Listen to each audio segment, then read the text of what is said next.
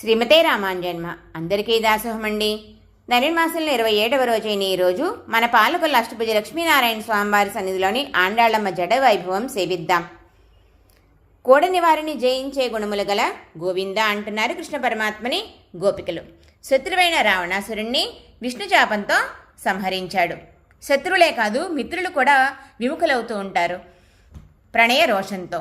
నాయకావస్థ పొందిన మన నమ్మాళ్ళవాళ్ళు కూడా పరమాత్మని తమ వద్దకు రావద్దని, తమతో మాట్లాడవద్దని అంటే వారిని లాలించి అనునయించి తన మాట వినేలా చేసుకుంటాడు పరమాత్మ.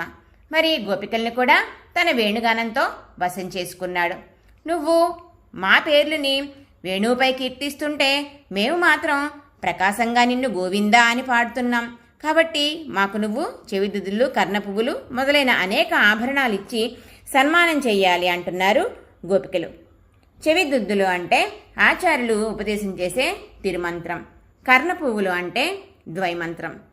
ఇలా అనేక రకాలైన ఆభరణాలతో అలంకారం అంటే జీవుడు విరజాస్నానం అయ్యాక పరమాత్మ తానే స్వయంగా బ్రహ్మాలంకారాలన్నీ చేయిస్తాడు కదండి. దానిని చెప్తున్నారు ఈరోజు అంతరార్థంలో. ఇలా నీతో కలిసి మేము బ్రహ్మానుభవాన్ని పొందాలి అని కోరుకుంటున్నారు గోపికలు. శ్రీమతే రామానుజాయ నమః.